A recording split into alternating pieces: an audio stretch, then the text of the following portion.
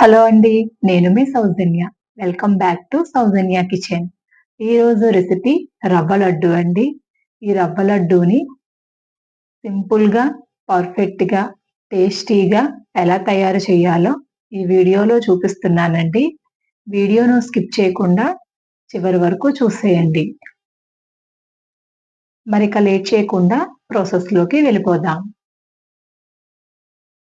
ముందుగా స్టవ్ మీద పాన్ పెట్టి 1 కప్పు వరకు బొంబాయి రవ్వ తీసుకొని పాన్‌లో వేసి సన్నని సెగ మీద కొంచెం కలర్ వచ్చే వరకు కలుపుతూ 3 నిమిషాల పాటు వేయించుకోవాలి.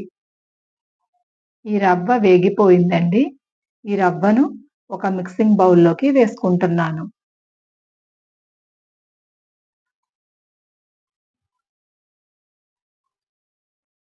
ఇప్పుడు అదే పాన్‌లో 1 కప్పు వరకు తురిమిన కొబ్బరిని తీసుకుంటున్నాను.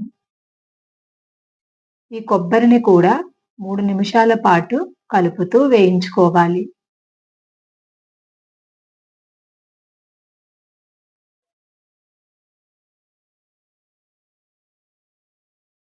ఇప్పుడు ఈ కొబ్బరిని కూడా మిక్సింగ్ బౌల్‌లోకి వేసుకుంటున్నాను.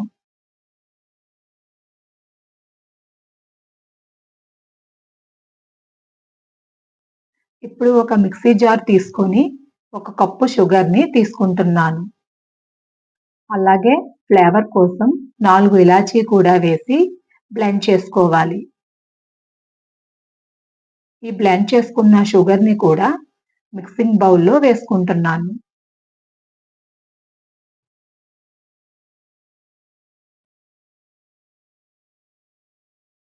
ఇప్పుడు అదే పాన్‌లో నెయ్యి వేసుకొని నెయ్యి హీట్ అయిన తర్వాత జీడిపప్పు, బాదంని చిన్న చిన్న పీసెస్‌గా కట్ చేసి పాన్‌లో వేసి ఫ్రై చేసుకోవాలి.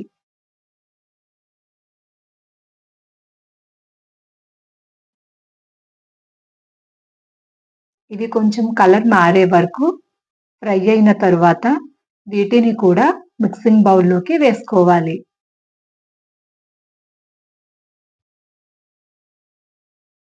నెయ్యి వేడిగా ఉంటుంది కాబట్టి ఒక గరిటెతో మొత్తం కలిసే విధంగా కలుపుకోవాలి. వేడి చల్లారిన తరువాత చేతితో కలుపుకోవాలి.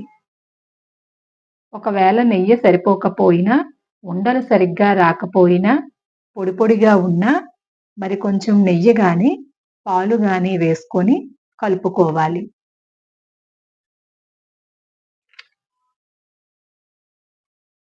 రవ్వ లడ్డూలను చేసేటప్పుడు మీకు కావలసిన సైజులో చేసుకోవచ్చు.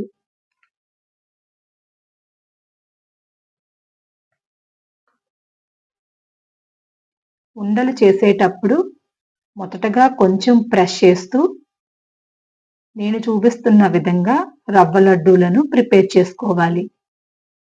మిగతా వాటిని కూడా ఇదే ప్రాసెస్‌లో చేసుకోవాలండి.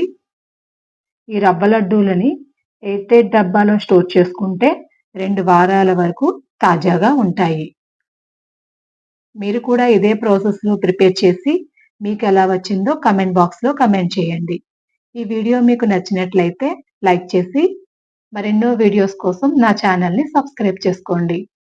మరొక వీడియోలో మరలా కలుద్దాం. Thank you for watching.